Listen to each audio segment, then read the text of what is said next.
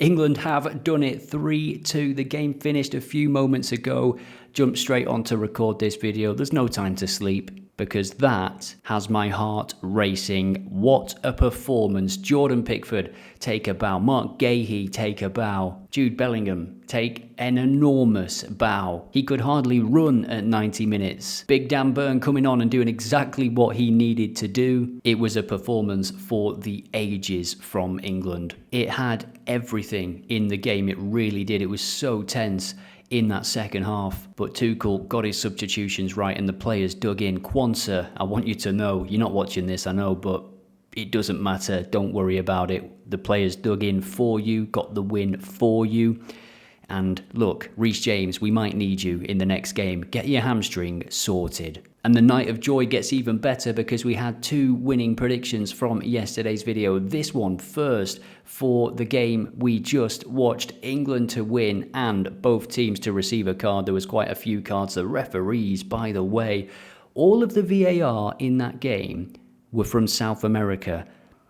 That's a little bit dodgy to me. This performance, this result will bring the players together so much, and they will be ready to face Erling Haaland and Norway. Norway got past Brazil. We had this prediction on, and that also landed. So two winning predictions from yesterday's video. Well done if you were on any of these. Great odds.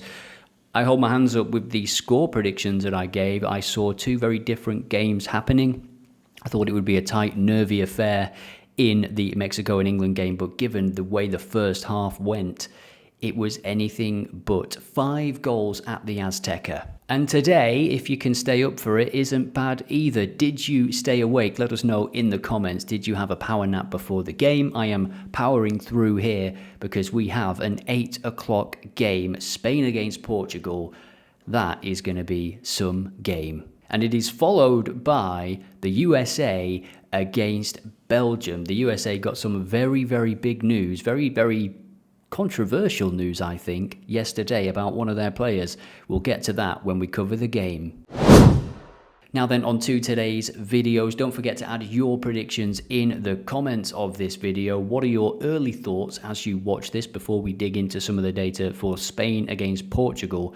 For Portugal, in the last video against Croatia, we correctly predicted 2-1, and we also correctly predicted that Ronaldo would score a penalty.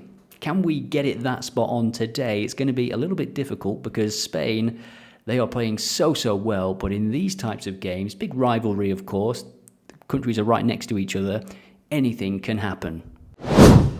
So we'll take a look at the data before making our predictions. As I say, get yours in the comments for your chance to win OddAlerts Pro. Here's the winner from yesterday's video. Fantastic prediction. Can't wait to read your comments on this video. How do you think England played?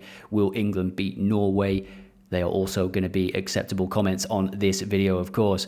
Spain, as we can see here, have not conceded a goal in the competition, and they've beat Uruguay, they've beat Saudi Arabia, and they beat Austria 3-0 in the previous game. Cape Verde 0-0 in the first game, but as we saw with Cape Verde when they went to play Argentina, that was a tricky nut to crack. They didn't have Yamal for that game as well. He is, of course, back and in decent goal-scoring form. He has scored a goal at the World Cup, but he's also peppering in the shots, if that is some of the angles that you like to look at. And for Portugal, they are also unbeaten, but not really inspiring as of yet. I believe that if they play anywhere near the level they did against Croatia, Spain will walk this game. There was so much space for Croatia through the middle of the pitch. That cannot happen against this Spain team. They've got too many good players that can operate in that area. Oyarzabal is the player who leads the line at this moment in time. I said it in the previous video before he scored again that he's not the most visually threatening player, especially as a striker, but his positioning is fantastic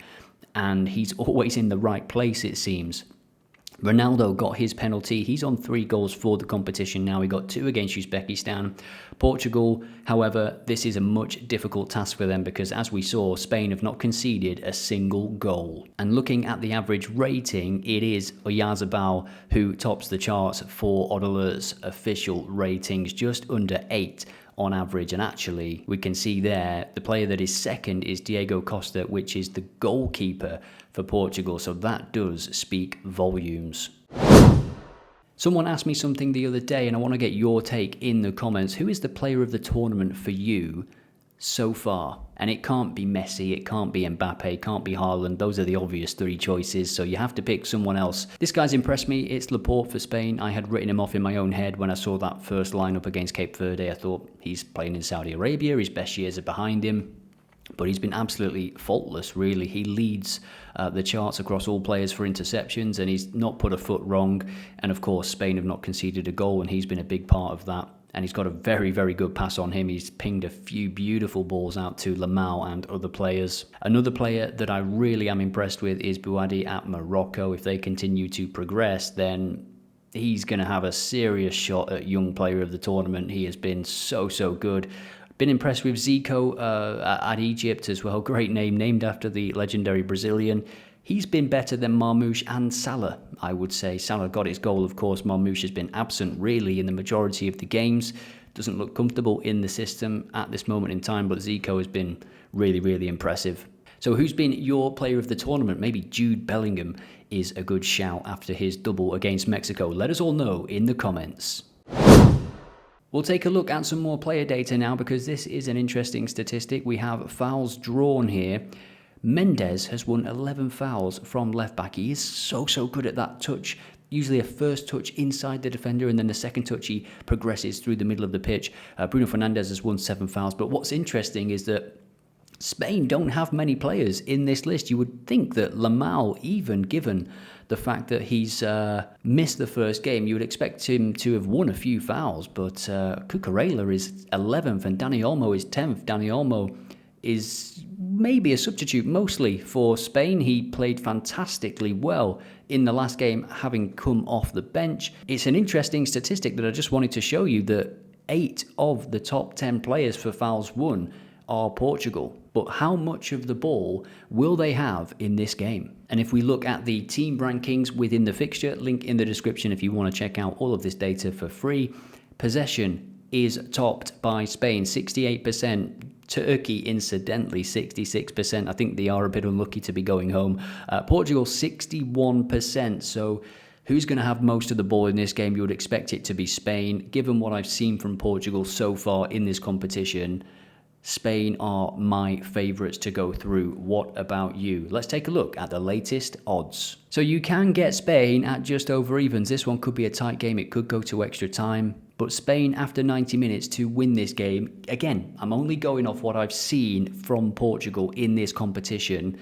If they play anywhere like they did against Croatia, Croatia split them open from defence to attack with one pass 3 or 4 times in the second half.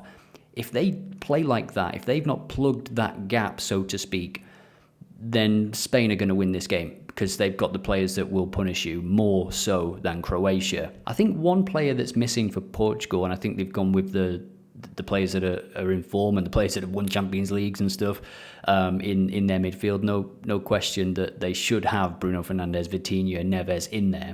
But Paulinho for Tottenham, I think that is the type of profile that they are missing in that midfield. Someone that can just destroy an attack with a single interception or tackle. Now again, if you're a follower of the channel, I've shown this on every single video because I do think it's important information for people to see.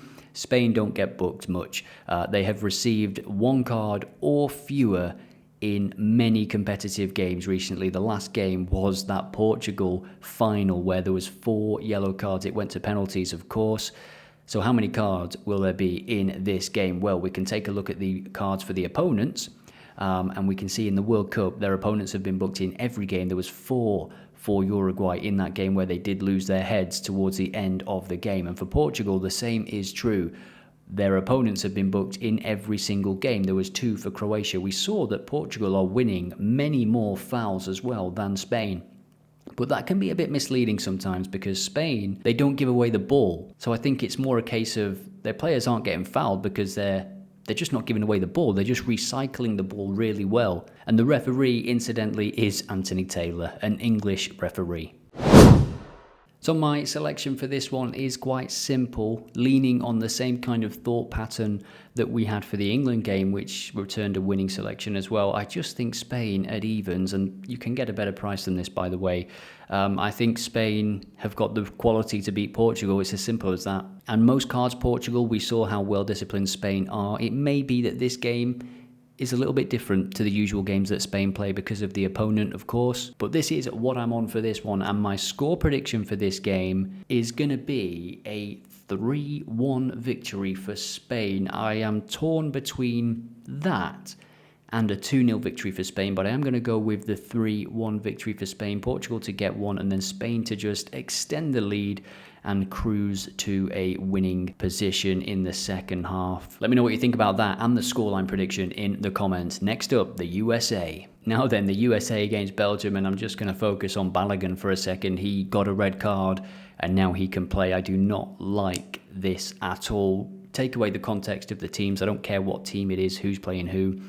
The fact is, the US government essentially have called FIFA, and they now have given a suspended red card. Where do you draw the line here? It also happened to Ronaldo. Ronaldo elbowed somebody in the final game of qualifying, I think it was.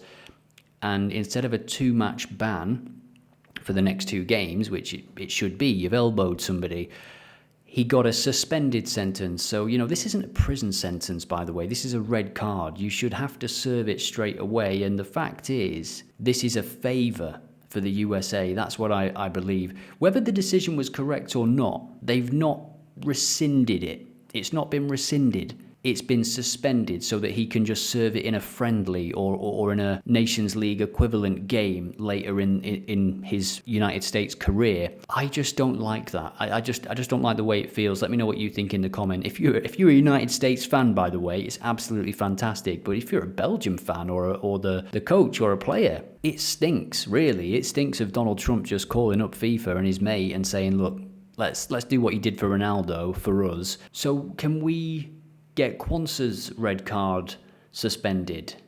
Quansah touched the ball first.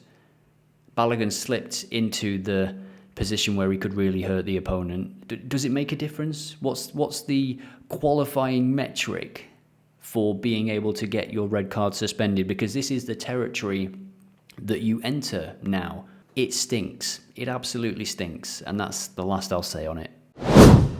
So the England game finished about 30 minutes ago as I record this, and that means that the USA are the last host nation in this competition.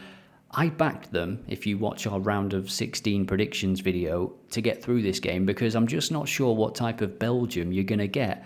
They are unbeaten in the competition. They drew the first 2 games, of course, with Egypt and Iran. They've not been, I don't think, great in any of their games. New Zealand, They did well in their first 2 games. They scored goals in every game, of course, but they do tire, and just based on the FIFA World Rankings, you should be scoring goals against them. Senegal let them back into that game. Senegal shot themselves in the foot. And I said it in the previous video, Belgium, you just don't know what you're going to get from them. And that makes it, of course, hard to predict. And speaking of hard to predict, the bookmakers are finding it very hard to predict. Which way is this one going to go? Let us all know in the comments. We'll keep looking at the player data here because Kevin De Bruyne is on 18 shots. He's still going strong. This is going to be his last World Cup, you would imagine, given the way his body has sort of slowed down in recent years.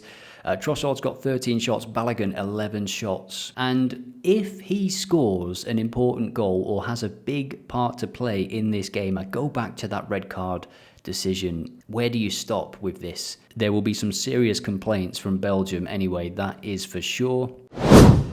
And for this game, we're going to lean on the football form guide, link in the description. We can see there's been a first half goal in the last 6 games for the USA, and actually they have scored a first half goal in every one of those games. Actually, it goes beyond that, as we mentioned in the previous video. They have scored a first half goal, or there has been a first half goal rather, in the last 11 games that they have played. Will they start quickly in this one? There has been 2 or more goals in each of the last 6.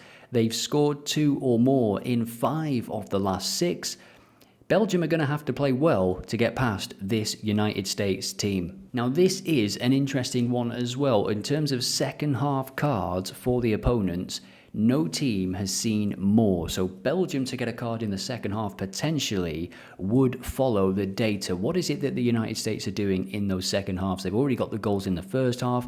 They are then frustrating their opponents in that second 45 minutes. Sorry, in the two final quarters, as the USA fans would say. And for Belgium, if you've been watching the channel across the World Cup, you'll see that we talked about corners, we talked about shots, because in that Senegal game, Belgium and Senegal were top of the charts in terms of the shots that they are taking at this World Cup. We can see that when we scroll down on Belgium's feed, most of the metrics are for corners. 6 or more corners in 6 out of the last 6 games. Dangerous attacks 4, they've had more than any team. Now, you've got to remember who they played against in the group stages. They played against Iran, Egypt and New Zealand. You would expect them to have the majority of the ball in all of those games. In terms of second half goals, they've scored 13. That puts them first, and they are still first in terms of shots taken, 135 in their last 6. And here's the XG data as well. Again, given those draws, they really should have scored more goals. The XG per 90 minutes across the last 6 games, 3.53. How many goals are we going to see in this one? So my first prediction for this one, I'm going to put together 2 selections. We have the USA to qualify, leaning on my round of 16 video. I do think they've got enough. And again, I just don't know what type of Belgian performance I'm going to see. Yes, they might have a lot of the ball, but they will leave gaps as they have against other teams. They've conceded against teams, I think, much worse than the USA in this competition already. They were almost out against Senegal, remember? And Belgium to have over 3 corners, there's no doubt that in this game they will put the USA under some pressure, and both teams to receive a card. That is at 4.2, 420, great number. Let's see my second selection. And my second selection comes in 2 parts. You can take whichever you like or none of it. The first is just over evens. Belgium to score in the second half. They rank top for that across the last 6 games, so that is a decent sample size. Of course, it includes all of the World Cup games that they played. And for Belgium to have an offside in the game, over evens. Let me know what you think about that one. And also this, you can add Doku to be fouled more than once in this game, which does bump up the odds. Let me know what you think about both of those. And now for my score prediction. And just on Doku, a bit of data, he's been fouled 10 times in this competition, 10 times in 3 games. In the first game, he was fouled 5 times. In the second game, just once. And then 4 times in his last appearance. He's now a dad, of course. My scoreline prediction for this one is 2-1 to the USA. Their games have been packed with goals, and I think this one will be a similar story. I think they're kind of going to play with a little bit of no fear in this game. The pressure is on Belgium. Don't think anything else for this game. I don't think the USA are playing with the kind of pressure that Belgium are, because the USA are coming into this from a place of enjoyment, you know. The fans are getting behind them. It's something new for them, whereas Belgium, disappointment, let's just say, is not new. So they are my predictions for today, and we're just going to take a look at the leaderboard for the World Cup Predictions League on OddAlerts. TOHK has a 4-point lead at the top as things stand. If you are in this top 10, you will win real world prizes when the competition ends. I am 33rd, which puts me in the top 4% as things stand. Where are you if you're playing? Get your comments in and we can just quickly see the recent predictions from TOHK. He backed Mexico to score a couple of goals at least. He also backed no for over 3.5 goals in the Brazil-Norway game. And then tomorrow it's time for the Magic Man once more. Argentina against Egypt, Messi against Salah, of course, and then Switzerland against Colombia. Colombia, I think, are a great price there at over evens to win the game. Argentina, 1.44 incidentally. And then we have the second one will be there shortly, but the first confirmed quarterfinal, France against Morocco. What a game that should be. Can Morocco contain France, as Paraguay almost did? They needed a penalty from Mr. Mbappé, who kept his cool. I hope you're enjoying these videos. If you are, hit like and subscribe, and I will see you in the next one.